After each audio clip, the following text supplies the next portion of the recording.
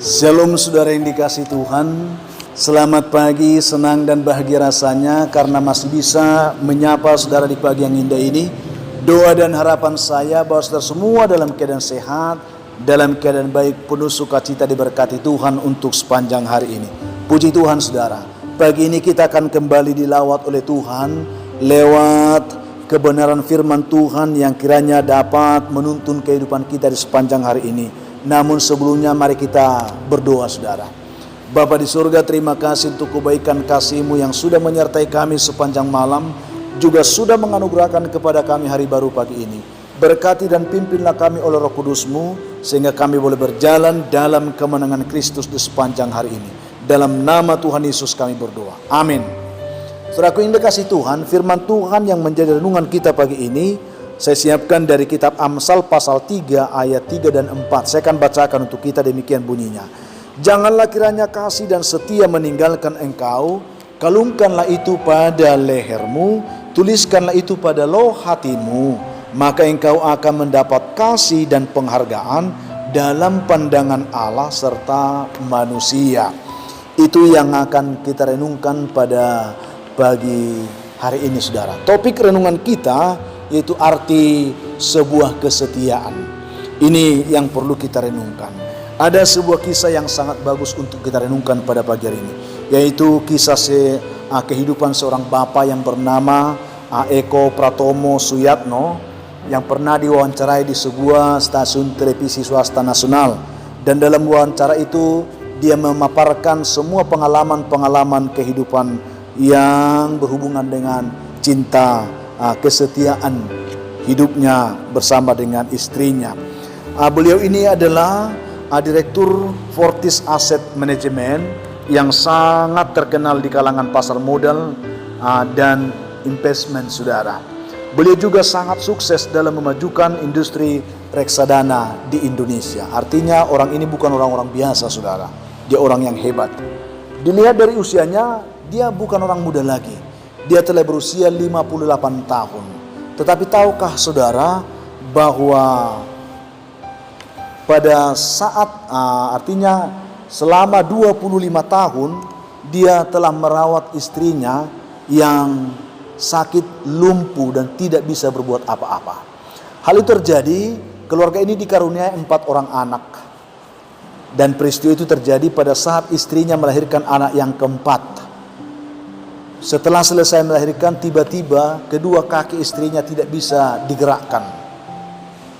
Lalu istrinya selama 2 tahun saudara, istrinya selalu duduk di kursi roda. Semua kegiatannya dilakukan di dalam kursi roda, melalui kursi roda.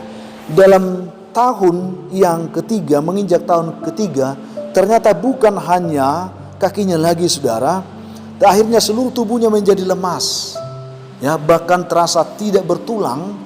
Bahkan lidahnya pun sudah tidak bisa digerakkan lagi. Artinya dia sudah tidak bisa berbicara. Itu yang terjadi saudara. Setelah tahun ketiga selanjutnya sampai 25 tahun saudara, keadaan itu berlangsung.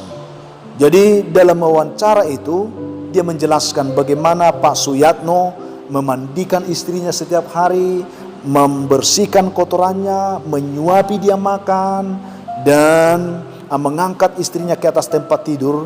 Dan sebelum dia pergi bekerja, dia mendudukkan istrinya di depan televisi supaya tidak kesepian, dia menonton. Untungnya tempat pekerjaan Pak Suyatno tidak jauh dari rumahnya, sehingga kalau siang hari dia bisa pulang untuk memberi makan dan mengurus istrinya. Demikian pun kalau sore hari. Dan kalau semua kegiatannya sudah selesai di kantor, dia cepat-cepat pulang karena dia begitu perhatian kepada istrinya.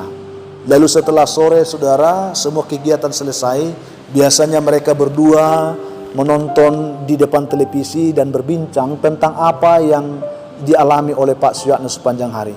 Walaupun istrinya tidak bisa merespon dengan kata-kata, tetapi ketika Pak Suyatno menceritakan itu, ada respon senyum yang selalu keluar dari istrinya saudara. Itu luar biasa. Dan rutinitas itu 25 tahun ya dilakukan. Selain mengurus istrinya, dia juga mengurus 4 anaknya. Sampai semua disekolahkan anaknya, sampai mereka dewasa, dan pada akhirnya 3 diantara sudah berumah tangga, dan satu lagi yang bungsu yang tadi yang dilahirkan oleh istrinya membuat dia sakit, dia sedang kuliah, saudara.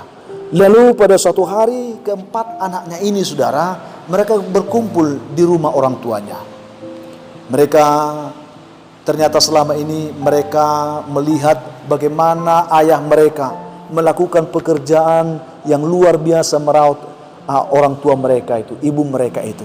Lalu mereka pada saat itu mereka berkata kepada Pak Suyatno, dikatakan, saudara, bahwa kalau Bapak tidak keberatan, kami ingin sekali merawat ibu, Pak. Karena semenjak kami kecil, kami melihat Bapak merawat ibu ini luar biasa. Tidak ada keluhan sedikit pun keluar dari mulut Bapak. Bahkan Bapak tidak mengizinkan kami menjaga ibu selama ini. Kami bangga sama Bapak. Kami kagum atas pengorbanan Bapak, dia katakan. Lalu dengan air mata berlinang, anak itu yang sulung itu, saudara, anak pertama itu melanjutkan kata-katanya. Dia katakan begini, Pak, sudah 4 kali kami mengizinkan Bapak menikah lagi, karena kami merasa ibu pun akan mengizinkannya itu. Kapan lagi Bapak menikmati masa tua dengan baik, dengan berkorban seperti ini? Kami sudah tidak tega melihat Bapak. Kami janji, Pak, akan merawat ibu dengan baik secara bergantian. Demikian dikatakan kepada ayahnya. Lalu Pak Suyatno ini, saudara, ayah mereka ini menjawab dengan jawaban yang tidak terduga oleh anak-anaknya. Dia katakan begini, anak-anakku, jikalau perkawinan dan hidup di dunia ini hanya untuk nafsu, mungkin Bapak akan menikah dari dulu. Itu yang dikatakan. Tetapi ketahuilah anak-anakku, dengan adanya ibu kalian ini di sampingku, itu sudah lebih dari cukup bagiku. Itu dikatakan luar biasa, saudara. Karena dia telah melahirkan kalian. Dikatakan, sejenak bapaknya berhenti, sepertinya dia sulit untuk bicara. Lalu dikatakan lagi, kalian yang selalu kurindukan hadir di dunia ini dengan penuh cinta, dan tidak satu pun dapat menggantikan kalian semua, walau dengan apapun dalam hidupku, katanya. Luar biasa, saudara. Coba kalian tanya ibu kalian ini, apakah dia menginginkan keadaannya seperti itu? Kalian menginginkan Bapak bahagia. Apakah batin Bapak bisa bahagia meninggalkan ibumu dengan keadaan sekarang seperti ini? Kalian menginginkan Bapak yang masih diberi Tuhan kesehatan dirawat oleh orang lain. Lalu bagaimana dengan ibumu yang masih sakit ini? Saudaraku yang kasih Tuhan, sejenak meledaklah tangis anak-anak Pak Suyatno. Mereka pun melihat butiran-butiran kecil jatuh di pelupuk mata ibu mereka. Dengan pilu ditetapnya mata suami yang sangat dicintainya itu. Luar biasa. Demikianlah Pak Suyatno menceritakan kisah itu, saudara, di hadapan penonton yang ditayangkan di televisi tersebut. Lalu pembawa acara televisi itu mengajukan pertanyaan kepada Pak Suyatno. Pak, kenapa Bapak mampu bertahan selama 25 tahun ini merawat istri Bapak yang sudah tidak bisa berbuat apa-apa itu lagi? Di saat itulah meledak tangis beliau di depan orang banyak itu, di depan tamu yang hadir di studio. Dan kebanyakan lagi yang hadir kaum perempuan juga tidak sanggup menahan diri. Mereka juga terisak tangis. Lalu disitulah Pak Suyatno bercerita lagi, dia katakan, jika manusia di dunia ini mengagungkan sebuah cinta dalam perkawinannya, tetapi tidak mau memberi tenaga, pikiran, perhatian, maka sesungguhnya cinta seperti itu adalah sebuah kesia-siaan, dia katakan. Cinta seperti itu adalah sebuah kesia-siaan. Saya memilih istri saya menjadi pendamping hidup saya, dan sewaktu dia sehat, dia pun telah sabar merawat saya, mencintai saya dengan hati dan batinnya yang tulus, bukan dengan matanya atau dengan hawa nafsunya. Dan dia memberikan saya 4 orang anak yang lucu-lucu dan luar biasa. Sekarang dia sakit karena berkorban untuk cinta kami. Bagaimana mungkin aku akan meninggalkan dia yang aku cintai menderita sendirian seperti ini? Bagiku itu tidak mungkin. karena aku sangat mencintainya. Nah, itulah yang dikatakan oleh Pak Suyatno. Dan mungkin ini ujian ya bagi saya. Apakah saya dapat memegang komitmen saya untuk tetap mencintai istri saya apa adanya? Saudara juga perlu tahu ya, sehat pun belum tentu saya mencari penggantinya. Apalagi ketika saat ini istri saya sakit, aku tidak akan pernah melakukan itu. Demikian Pak Suyatno mengakhiri perbincangan ya wawancara itu, saudara. Apa yang ingin kita dapatkan dari kisah ini, saudara? Saudara kasih Tuhan, Tuhan akan membuka hati saudara untuk menerima pesan moral yang terkandung dalam renungan kita pagi ini. Saya tidak tahu kondisi kehidupan rumah tangga saudara saat ini, suami istri. Saya tidak tahu bagaimana hubungan saudara. Saya tidak paham apakah memang saudara benar mencintai pasangan saudara atau tidak. Tetapi lewat renungan ini, masing-masinglah saudara bisa mempertanyakan itu kembali. Adakah cinta yang tulus, cinta yang benar-benar ya ingin kita berikan kepada pasangan kita?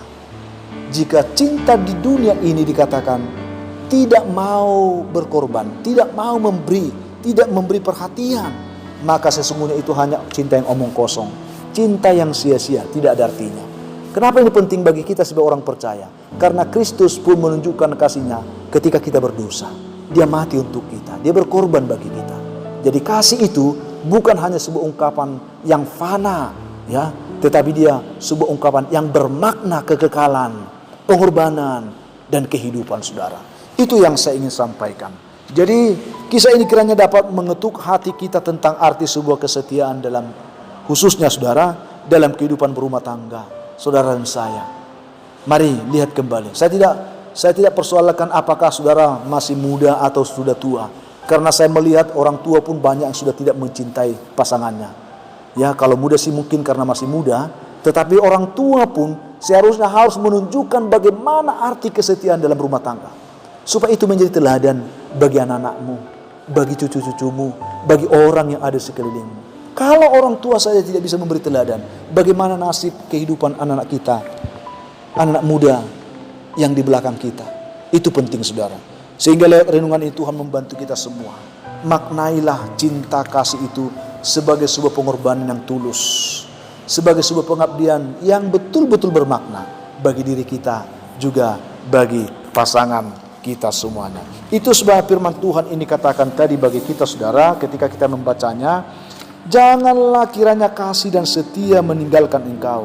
Kalungkanlah itu pada lehermu, tuliskan itu pada lubah hatimu, maka engkau akan mendapat kasih dan penghargaan dan dalam pandangan Allah serta manusia. Ketika kita hidup dalam cinta kasih yang benar, apalagi terhadap pasangan kita yang dipersatukan oleh Tuhan, maka engkau akan dihormati Tuhan. Itu, engkau mendapat penghargaan dalam pandangan Tuhan. Juga engkau akan dihormati oleh orang yang melihat kehidupan cinta kasihmu yang kekal itu. Itu yang ingin saya sampaikan saudara. Kiranya renungan ini boleh memberkati kita semua. Tuhan memberkati saudara. Kita berdoa. Tuhan, terima kasih untuk kebaikan-Mu yang menyapa kami lewat kebenaran firman yang kami renungkan pagi ini. Bantulah setiap umat-Mu mendengar. Tuhan tahu kondisi kehidupan mereka, khususnya dalam rumah tangga mereka. Tuhan tolong setiap rumah tangga yang mengalami kegoncangan, pergumulan, yang sudah tidak adalah kasih lagi, yang sudah dingin kasih mereka. Tuhan tolong pulihkanlah mereka semua.